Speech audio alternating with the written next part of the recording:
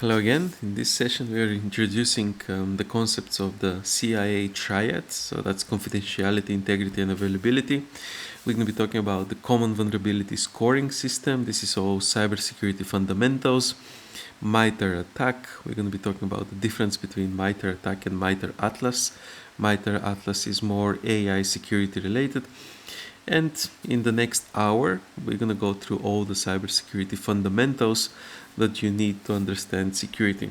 The lecture is going to be on the technical side, so this is not going to be one of those fun lectures, but to cover all these technical concepts in an hour, basically this is a whole cybersecurity course for first year undergrad, and it's compressed in 1 hour. It has to be a little bit on the technical side. To spice it up and to make it easier to digest throughout the lecture, I'm going to include demonstrations and calculations. So instead of just using PowerPoint slides, at some point when it gets a little bit boring and tedious, I'm going to show you how these cybersecurity tools are operating, and then we'll come back to a new concept. Different people learn differently. Some people prefer lecture notes so they can just sit down and relax. Other people learn better when you show them how cybersecurity is conducted in practice. So in this, we're going to be using mapping, using the MITRE Atlas for mapping cybersecurity posture. We're going to be using mapping with the MITRE Atlas for AI security posture. We're going to be calculating cybersecurity risk using the common vulnerability scoring system. We're going to be talking about CVE, which is the vulnerability and exposure ranking according to the NVD, the National Vulnerability Database. So let's start and move on. Obviously, it's difficult to learn everything from 1 hour lecture. So what I would suggest, if you do have free time, subscribe to my channels. I do have a blockchain channel, which is this one. I have slightly neglected it recently because blockchains, it's not doing very well. I do have AI security channel, which is gaining a lot more viewers now and subscribers. So this one, it would be probably one that is going to replace the blockchain, because blockchain is an old technology. And I do have Oxford Research channel where I record some of my teaching in a university setting, and this one has the least subscribers, only like six subscribers in total. So you can choose which one it's more interesting for you, but those channels are always going to be free, and you would never have to pay anything. That's the whole idea, that I can teach cybersecurity to people without having to ask them to subscribe to something. So these channels are free. I have no intentions of ever charging for them. Actually, the hassle of organizing that would be more than what I'm prepared to do. If you do have a subscription if your organization has a subscription to the O'Reilly Digital Library and Pearson, if you work for a university, most of the universities have subscription to O'Reilly through your digital library, then you can get access to the full teaching that I have. So I have another session on quantum AI and cybersecurity. That's in a few days' time, on 2nd of September. I'm teaching on AI attack surface, so this is going to be on the top 10 most critical threats. So if you do have a subscription to them with your employer or your university, most people that work for large corporations or accredited universities have this subscription without knowing. Third course that I'm teaching is on agentic AI, and this one, the last time, was oversubscribed. Actually, just in the first week, there were more than 1,000 people viewing this course.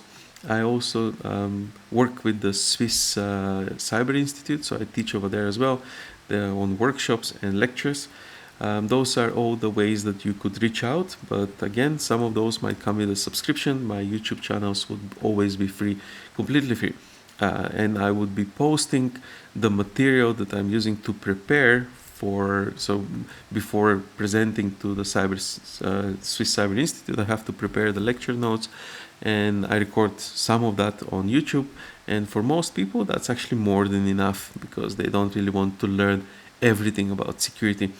So in this one lecture, I'm going to be talking about the whole course of cybersecurity fundamentals, and I'll compress that in 1 hour. A little bit about myself. I currently work for the University of Oxford. I also work for the Alan Turing Institute in London.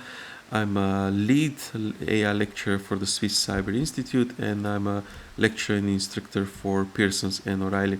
In terms of metrics, my H index is 24. That's on Scopus and Web of Science. I do have more than 3,500 citations, more than 100 papers. I have 4 books as well. So there's a lot information about me on the internet. I'm not going to go in through that. I do have books as well that you can find in most libraries across the UK. But now moving on, starting with the actual lecture. What is the objective? So we said we're going to be talking about the CIA Triad. This is the CIA Triad. We're going to be learning the difference between vulnerabilities and threats, and we're going to become familiar with MITRE ATT&CK, and we're going to recognize the common actors, the advanced persistent threat. APT stands for advanced persistent threat. Those are nation-funded cyber attacking groups. So Lazarus Group, for example, which is from North Korea, they're very advanced and very sophisticated. So they're advanced and they're persistent. It's not a group that is going to disappear tomorrow. They're making profit, so why would they disappear? Moving on to the next slide. So here I do have quite a few images describing what is the CIA Triad. You will see it in various different versions. As you can see here, those images represent the same thing. And actually, if you put it in a drawing, like I had on the last slide, it's identical. You don't really need to go through explaining it that way. Just I wanted to present that you might see it in a different format. So this is how I would present the CIA Triad. It's very simple, very straightforward. I built that diagram using Microsoft Word, but you would see it in a very complicated shapes. So what does it stand for? It's going to become very clear in the next few minutes, but in a nutshell, it stands for confidentiality, to keep your information hidden from unauthorized parties. An example of that is encryption of sensitive documents. The second letter stands for integrity, to ensure that the data is accurate and unaltered. Example for that is a digital signature for file verification. And the third is availability. So for that one, you need to ensure that data and systems are accessible when needed. An example is redundant system data in data centers. Moving on to the next slide. The real-world trade-offs and examples of the CIA Triad include non-petya ransomware. It was identified using the CIA Triads and how you can apply it. So the confidentiality breach for Equifax data lost from 2017 resulted with 147 million personal data records exposed. So this is an example of confidentiality breach from the CIA Triad, 147 million personal records. In terms of integrity, then for that you need to look at non-petya instead of petya, because data destruction was disguised as a ransomware. So basically, it's ransomware is when somebody is trying to encrypt your device and steal money. Data destruction is more like a wiper bot. That's different. It's not ransomware, because even after when the data is destructed, even the hacker doesn't have the ability to recover. And in terms of availability, for that we can consider the DDoS attack. DDoS stands for distributed denial of service, where major internet outrage in the US and Europe. So the trade-off here is that when you try to increase availability, you can sometimes reduce confidentiality. So this kind of concept is existent in most security principles. So the same, like the identical of the CIA Triad, we have it in blockchain, but it's for something else, and that's a different story. But as soon as you increase availability, the security is decreased, and there's a trade-off between finding the right balance. Moving on to the next slide. Now on this slide we're looking at the risk, vulnerabilities and threats. So what is risk? Risk is the potential for loss, damage when threat exploits a vulnerability. Then what is a vulnerability? How is vulnerability different? Vulnerability is a weakness in a system, and an example is when you have unpatched operating system. And threat is anything that is capable of exploiting the vulnerability, so a ransomware gang, for example. Another way to think of risk is a sum of few elements, and usually vulnerabilities and threats are part of how do you assess risk. So a simple formula would be vulnerabilities plus threats plus exploits equal risk. In other words, if you have a vulnerability, do you have an actor that is prepared to exploit that vulnerability? If not, then it's not really a risk. Imagine a jewelry shop in High Street. Anybody can go and break the window and steal all the gold, but if nobody is prepared to go to prison for that, that means that it's fairly secure, because there's going to be consequences as a result of that action. So that is basically the difference between vulnerability, exploit, and a threat. But it's the sum of those three that it's the simplest form of explaining what is cyber risk. Moving on to a different risk assessment, and I'm gonna set up a timer just to make sure that I don't exceed 1 hour for this, because it needs to be a short session. Hold on, let me see. Timer. Okay, so now we have the timer set up. This is from NIST. NIST stands for the National Institute of Standards and Technology, and they have the most advanced cybersecurity framework. Obviously, there are other players, ISO and NISA. Why do I think that NIST is the most advanced framework?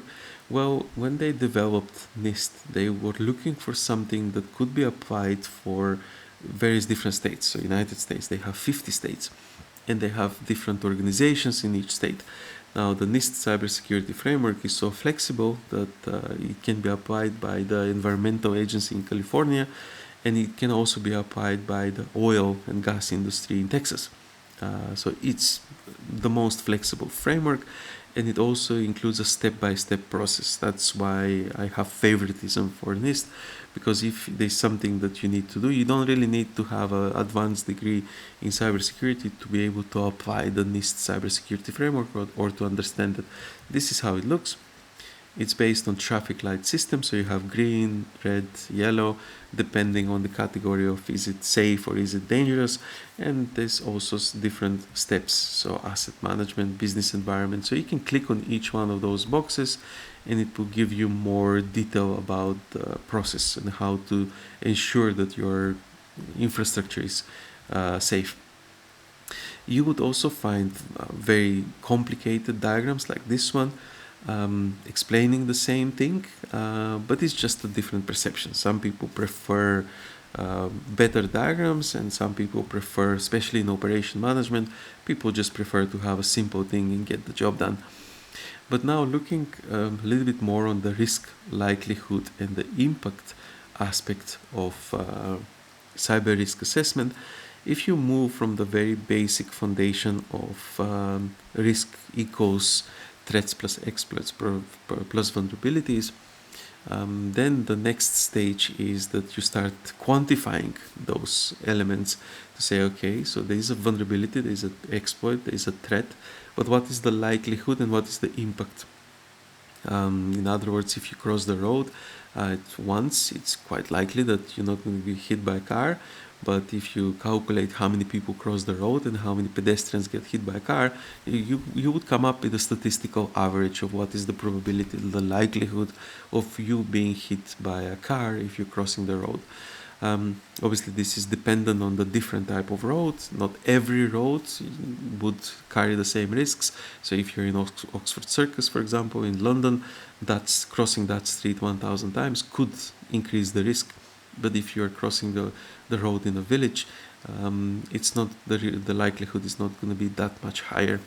And it's the same with operating systems and information technology. Not every system has identical likelihood. That's why you need to assess how likely is for a certain impact to happen, and then you calculate the impact in terms of loss, of dollar value loss, how much money you're going to lose, or maybe reputation loss, or various other impacts that you would classify yourself. And that is the foundational formula for security prioritization. This is how you prioritize security. And we're going to be taking it step by step into some established frameworks for conducting this. I mentioned the Common Vulnerability Scoring System. I mentioned MITRE Atlas, MITRE ATT&CK, CVE, Vulnerability and Exposure System, National Vulnerability Database. But we are starting from the very beginning and introducing NIST and how risk is calculated. The next step is to think about high likelihood, high impact. This is where critical risk requires urgent mitigation. And what this means is quite often risk mitigation is associated with financial money. So you have to invest more money in order to protect your system against specific risks. Now, if it's not high likelihood and if it's not high impact, some organizations might prefer to use insurance for that kind of risk. But if it's high likelihood and high impact to your organization, then clearly you need to identify that. And for this, the Common Vulnerability Scoring System will give you a score of likelihood. And then you can pinpoint where do you want to invest your funding, security funding. An example is when you have unpatched VPN vulnerability that is actively being exploited by ransomware groups. So for this one, we have the risk matrix here from NIST and the traffic light system. So that is the explanation, the visual explanation of how do you prioritize things. So you can simply put them in categories. And throughout this session, and actually on the next session on September, we're going to go into a fairly more advanced level of calculating. We're going to be using VAR, value at risk, cyber VAR. We're going to be talking about the factor analysis of information risk and various different financial formulas. Quite often that is not necessary. Quite often, and using the quote from the Cisco CEO, you don't need quantum mechanics to understand that there is a risk. So if something is considered as a high risk in some people's book, that is enough. You need to invest. It's not always the case. So some people and some organizations, maybe the investment is so significant and the loss is so severe that they want to have a more clear dollar value calculation as opposed to having a red traffic light system of is it safe or not. Moving on to the next slide. Here we're looking at MITRE ATT&CK framework and how the MITRE ATT&CK mapping of a real world incident operates. So how would you map an incident using the MITRE ATT&CK? So here you have various different connections, and as you can see the reference points here referring to broken access control. So that one is related to a specific mitigation technique. So as soon as you get a specific problem, then you're mapping this to the MITRE Atlas and you're getting clear instruction on how to patch that. So you're not only getting clear instructions on how to patch it, but also you can do a case study reverse engineering the attack. So you would see how an attacker thinks, because maybe the steps that you have prepared to prevent it are not the steps that the attacker has taken in order to breach your system. And this gives you visibility of how different attacks are happening. One example is the WannaCry ransomware from 2017, where initial access was exploited with a vulnerability in Terminal Blue. The execution was deployed ransom payload, and the impact resulted with the encrypted files and demanded Bitcoin ransom. Basically, they asked for money in order to decrypt their systems. And many organizations that they were targeted in this attack, including Maersk, that's the big shipping company, and is the one that I mentioned because they decided to go out public. So they said, we're not going to pay the ransomware, we're not going to deal with the hackers, we're going to make it clear and we're going to ensure that this doesn't happen to us again. Other organizations, quite often, NHS for example, National Health Service, they don't have such choice. They have to recover the patient data instantly because patients would die. And in those cases, they had to pay maybe.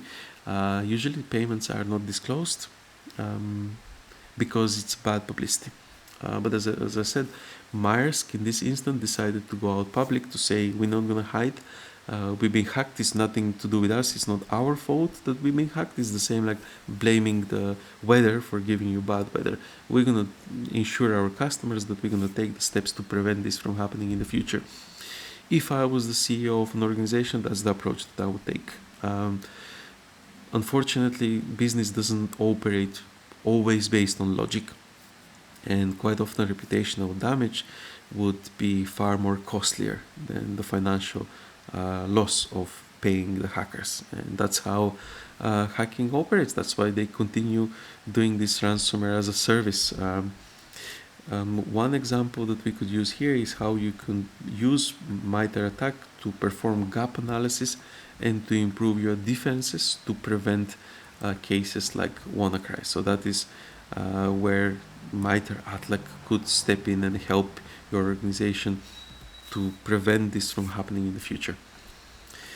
Threat intelligence using the MITRE Atlas Enterprise. This is my recreation of the MITRE Atlas framework, which we're going to look in some of the other sessions. We're going to use the mapping, so I just tried to compress the map into a simple image. But MITRE ATT&CK framework is based on global knowledge base on adversarial behavior. So basically all the cybersecurity professionals around the world, they're reporting these incidents and they're here in this framework, and as soon as there's, let's say, a brute force attack, that's recorded in that box, and then when you go there, you would find the solution of how to patch your system. As a cybersecurity professional, that's the first place. This is like your Bible. If somebody tells you, okay, we have a remote service hack, how do we fix this? You go to MITRE ATT&CK, you find if somebody else has reported it already, quite often they have, and they found the solution is reported, you implement the solution into your system. This is as simple as cybersecurity can be, the practical applications. The MITRE ATT&CK framework is organized by tactics. For example, why and how. Those are the two things that MITRE ATT&CK framework would teach you. So the tactics and the techniques. And it would help you map the anticipated attacker methods. Quite often you might think one way that the attacker would perform, but for an attacker to break into your system, they have to be creative, so they might come up with a completely different approach, and with MITRE ATT&CK you would be able to map the actual approach that was taken by the attacker, not the anticipated approach that you anticipated. The next one, this slide is on techniques and procedures. Tactics refer to high-level objectives of the attacker, techniques refer to the methods to achieve the objective, and procedures refer to the detailed steps and the tools used. So an example here that we can see is tactic is, for example, credential access. The technique is credential dumping, and the procedure is mimikatz on the compromised system.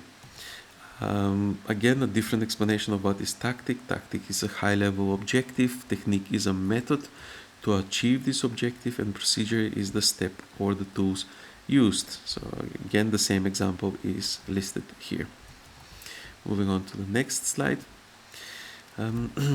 Multiple campaigns. So if you look at the tactic initial access, we're going to look at 4 different examples of how do you use the tactic techniques and procedures. Method in order to identify vulnerabilities on your system.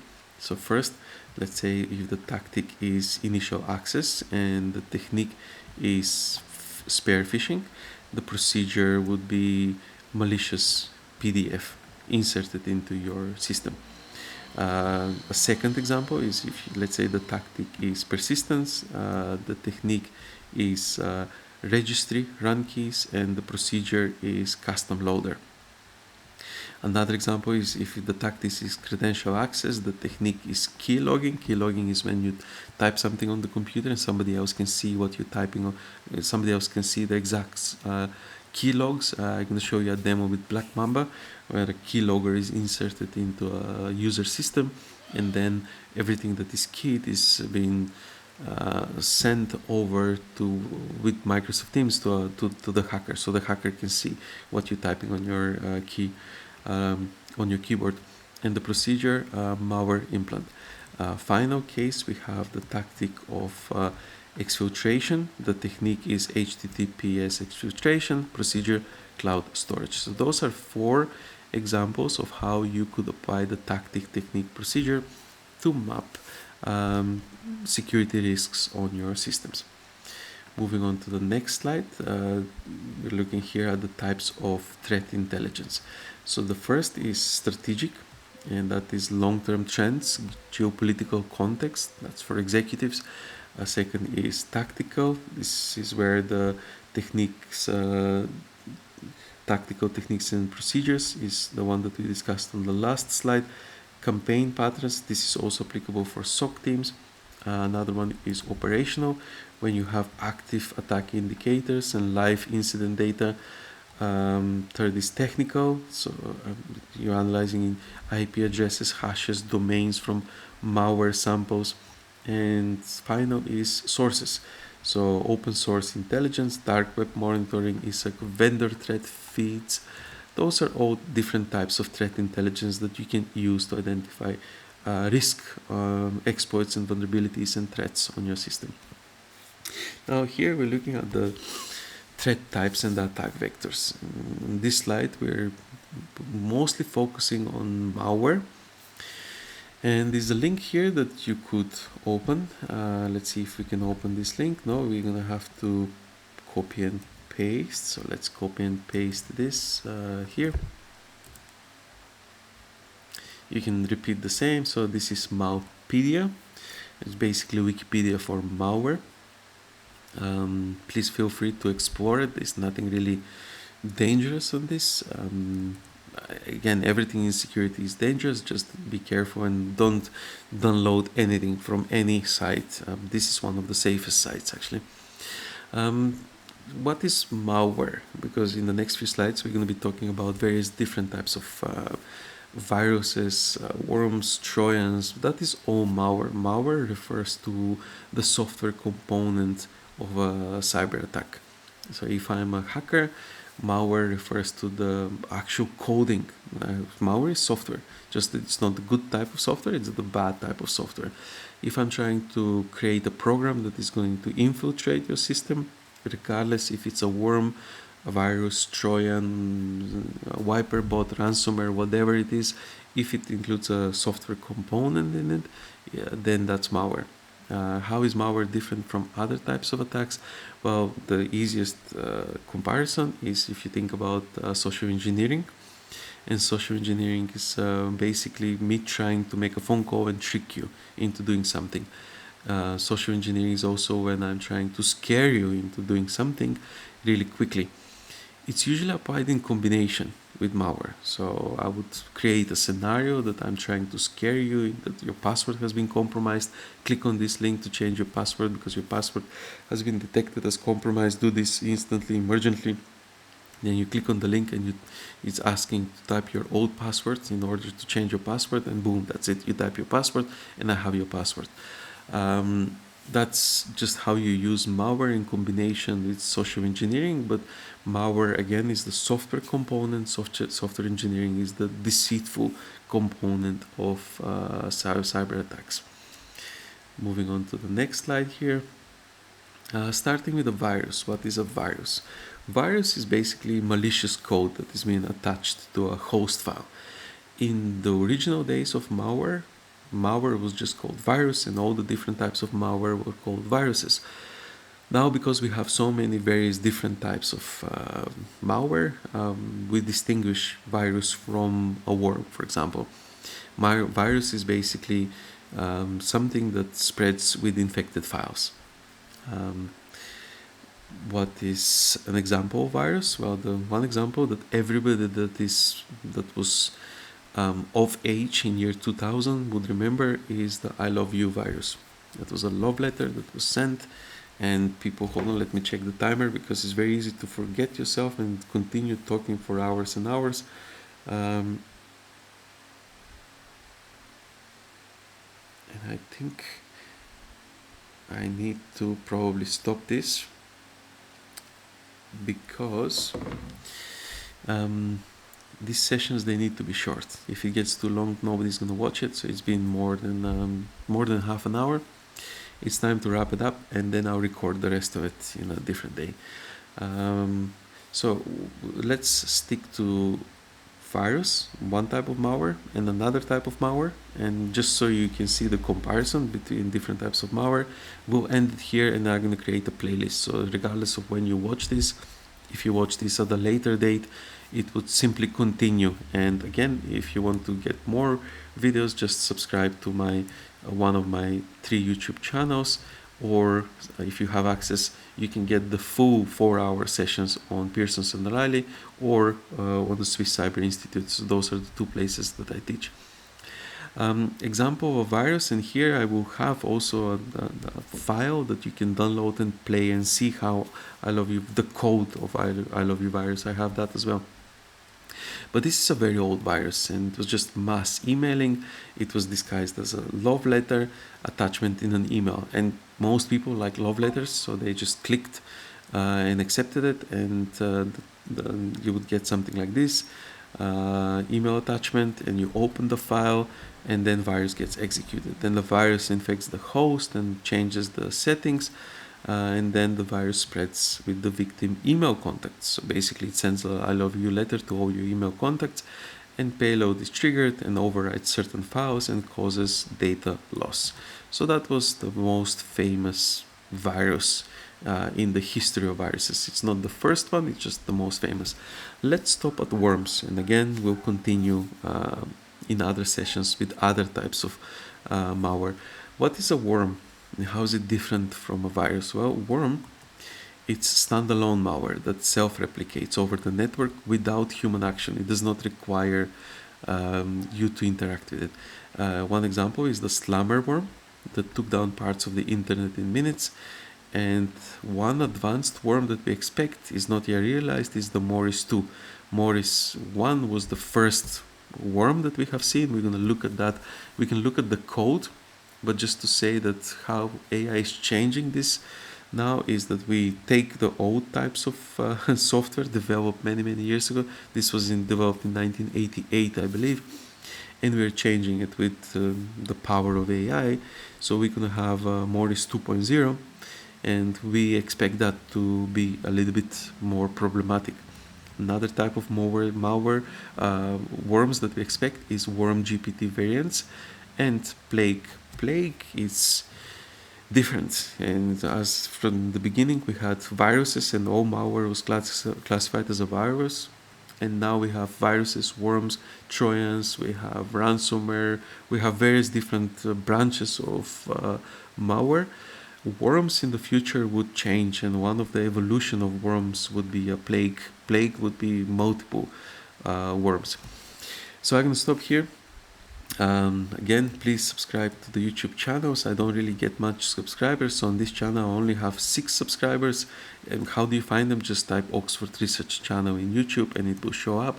The other one, how do you find the other one? Just type AI Security Oxford and in YouTube, and it will show up. It's all one word, so those here you find the actual channel name. And the third one is Crypto School Oxford. If you subscribe to those, they're free. They're always going to stay free. And again, if you do have subscription, check with your university and employer. You might be able to watch for this one is on the 2nd of September in a few days time. That's going to be 4-hour sessions, so it's going to be quite an extensive session. I use YouTube just to prepare for these sessions because for example on the Swiss Cyber Institute, when I teach this governance workshop, those would be CISOs, very experienced people, not people that they want you to show up unprepared. And the YouTube channels for me is just my prep work. You still get to see most of the content and most of the demos, but in very much unrefined format that is not going to fly for somebody who is a professional, especially not in Switzerland. In Switzerland they stopped taking the German trains because their Germans are too slow and not punctual, and they damage the Swiss punctuality. So when you teach in Switzerland, everything has to be very well prepared, and my YouTube channels are completely the opposite. So I will see you in some of the other videos. Bye.